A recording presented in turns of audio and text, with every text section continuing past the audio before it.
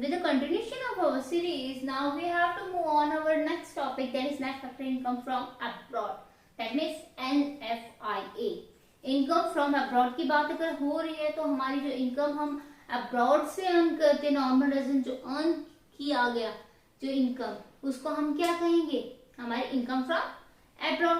और जो non residents है हमारी कंट्रीज में, जिनको हमें इनकम पे करनी है, वो इनकम कौन सी होगी, factor income paid to abroad, जो हमें देनी पड़े। जो हमारे देश के लोग बाहर जाके कमा के ला रहे हैं, उसको हम क्या कर लेंगे, प्लस कर लेंगे। जो हमारे देश में रहकर कमा रहे हैं, उनकी इनकम को हम क्या कर देंगे, माइनस कर देंगे। तो हमारी इसमें क्या आ जाएगा, जो इनकम अर्न की गई प्लस कर दी, जो पे की उसको हमने माइनस कर दिया। इनका जो डिफरेंस आया उसको हम क्या कहेंगे, net factor income from abroad.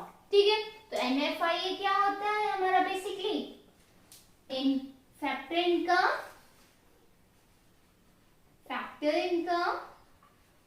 Earn from abroad,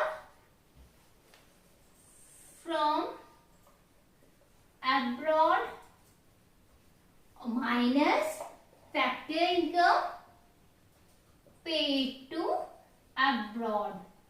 हमारी इनकम जो हमने अर्न की प्लस कर लिया, और जो हमें पे करनी पड़ी नॉन रेजिडेंट्स को, उसके बारे में हमने उसको माइनस कर दिया। तो वो उसका जो डिफरेंस आएगा वो हमारा क्या कहलाएगा, NFIA।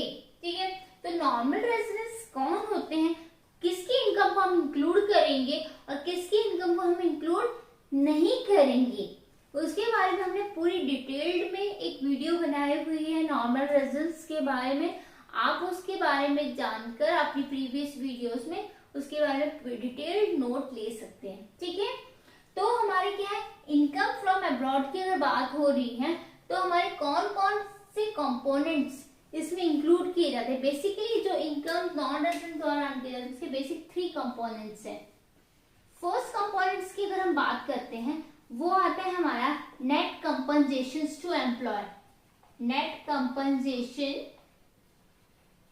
टू एम्प्लॉय मतलब जो एम्प्लॉयज हैं, जो दूसरे देश में हमारे जो नॉर्मल रेजिडेंट्स हमारे देश के जो दूसरे देश में अर्निंग कर रहे हैं, उनकी जो वेजेस हैं, सैलरीज हैं, वो जो रिसीव हुई उसको हम क्या करें, factor income receive net compensation to employ receive from abroad.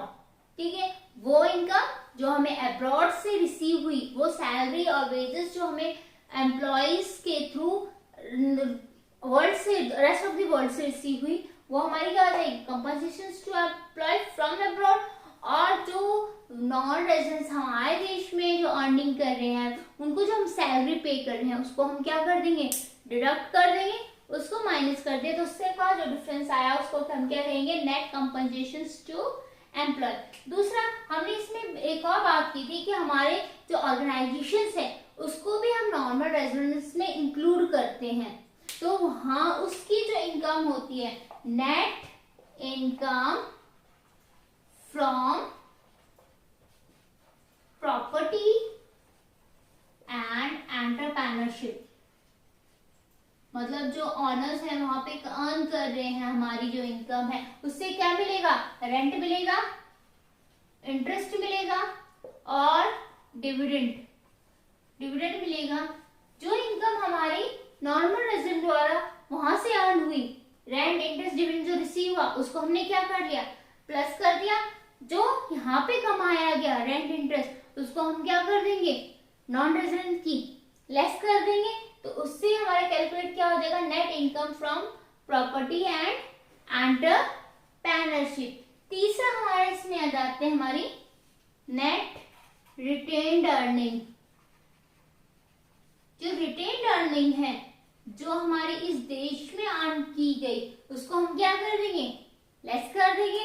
और नॉर्मल जो हमारे जो अर्न करके लेके आएंगे, उसको हम क्या कर देंगे, प्लस कर देंगे। तो इसके डिफरेंस को हम क्या कहेंगे, नेट रिटेन्ड अर्निंग।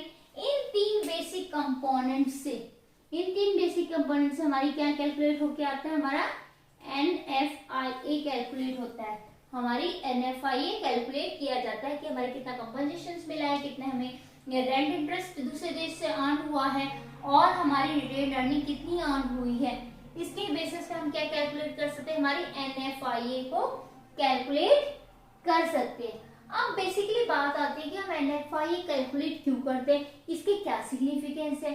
तो हमारी जो NFI है बेसिकली जो सिग्निफिकेंस है ये किस लिए काम आता है, हमारी डोमेस्टिक और नेशनल कैलकुलेट करने के लिए, कंप्यूट करने के लिए हम NFIA को इंक्लूड करते हैं। अगर हम पहले डोमेस्टिक इनकम कैलकुलेट करते हैं, हमारे देश में जितनी भी डोमेस्टिक की हम बात करते हैं कि हमारे देश में जितनी भी अर्निंग की गई, चाहे रेजिडेंट अर्न करे चाहे नॉन रेजिडेंट अर्न किया करे, सारी ओवरऑल इकोनॉमिक टेरिटरी के अंदर जितनी भी अर्निंग की गई उसको हम क्या कहेंगे, डोमेस्टिक इनकम।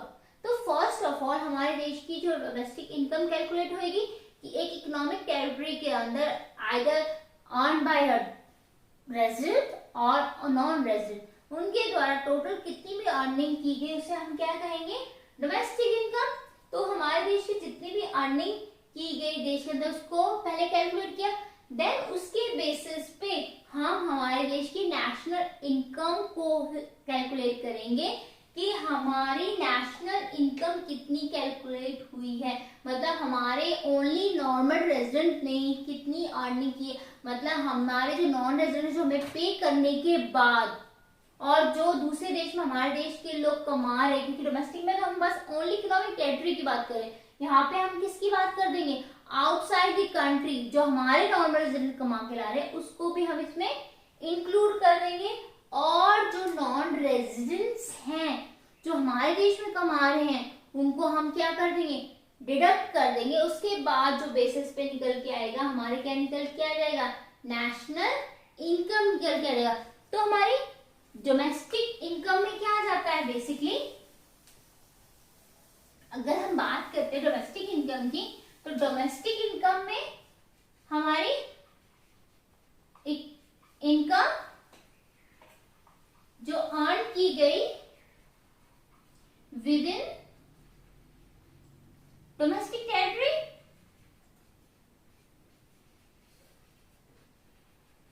डोमेस्टिक टेरिटरी में अर्न की गई, इसमें दोनों इंक्लूड है, रेजिडेंट और नॉन रेजिडेंट भी, राइट। इकोनॉमिक टेरिटरी की बात हो रही है, यहाँ पे रेजिडेंट भी रह रहे, नॉन रेजिडेंट भी रह रहे, ठीक है। दोनों के इनकम को टोटल हमारा क्या आ जाएगा, हमारी डोमेस्टिक इनकम आ जाएगी। अगर हम नेशनल इनकम की बात करते हैं तो नेशनल इनकम में हम जब कैलकुलेट करते हैं तो हमारी income earn by normal resident की बात करते हैं, नॉर्मल रेजिडेंट की बात करते हैं। यहाँ पे नॉर्मल रेजिडेंट ओनली जो इनकम अर्न कर रहा है, चाहे वो इनसाइड द कंट्री करे या आउटसाइड द कंट्री करे, कहीं से भी कर। यहाँ पे तो only with in a country बात हो रही थी, यहाँ पे आउटसाइड द कंट्री, यहाँ पे हम ओनली नॉर्मल रेजिडेंट को ले रहे थे, यहाँ पे हम नॉन रेजिडेंट को भी ले रहे थे। तो हमें जब डोमेस्टिक से नेशनल निकालना है, अगर हमें डोमेस्टिक निकालना है और सॉरी नेशनल कैलकुलेट करना है, हमारी डोमेस्टिक इनकम दी हुई है, तो हम बेसिकली कैसे कैलकुलेट करेंगे, यहाँ कैलकुलेट करना है। अगर हमें नेशनल इनकम कैलकुलेट करना है और हमें डोमेस्टिक इनकम दी हुई है, फर्स्ट हमने डोमेस्टिक इनकम निकाल ली, तो हमारी इसमें से जो नॉर्मल रेजिडेंट जिनने अर्न की दूसरे देश में, उनकी इनकम को प्लस करना पड़ेगा, क्योंकि इसमें तो ये वो इनकम नहीं थी जो हमारे नॉर्मल रेजिडेंट, क्योंकि नेशनल इनकम में कौन सी इनकम आती है, जो नॉर्मल रेजिडेंट द्वारा अर्न की गई, इसमें तो वो नहीं थी, तो हम उस इनकम को क्या करेंगे, प्लस करेंगे। तो फैक्टर इनकम किसको प्लस कर दिया हमने, factor income earn from abroad को हमने प्लस कर दिया, और इसमें नॉन रेजिडेंट की, डोमेस्टिक में क्या इंक्लूड था, नॉन रेजिडेंट की इनकम इंक्लूड थी, तो उसको माइनस कर देंगे factor income paid to abroad, उसको हमने क्या कर दिया, माइनस कर दिया। तो उससे हमारी क्या कैलकुलेट होके आ गई, नेशनल इनकम कैलकुलेट हो गई। तो हमारे बेसिकली क्या निकल गया, जब हमें नेशनल इनकम निकालनी हो तो हमें क्या है, डोमेस्टिक इनकम में से प्लस क्या कर देंगे, NFIA। NFIA को जब हम प्लस कर देंगे तो हमारी इनकम क्या निकल के आ जाएगी, नेशनल इनकम निकल के आ जाएगी।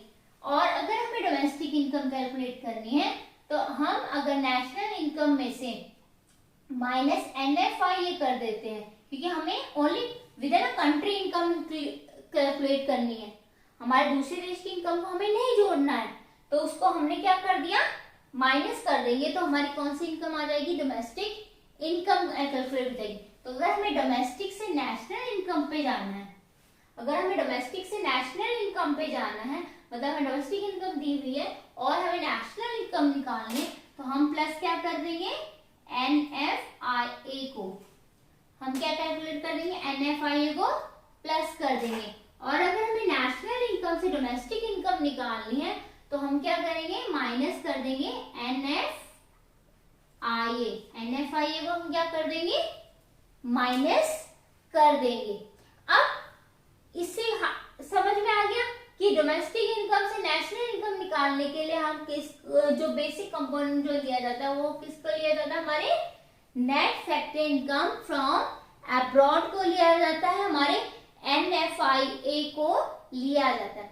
अब अगर हम आगे बात करते हैं कि NFIA क्या नेगेटिव हो सकता है, क्या पॉजिटिव हो सकता है, या जीरो हो सकता है, हाँ जी, क्यों नहीं हो सकता है। अगर हम बात करते हैं, बेसिकली फर्स्ट बात करते हैं क्या नेगेटिव जो NFIA है वो पॉजिटिव कब होगा, NFIA पॉजिटिव कब होगा।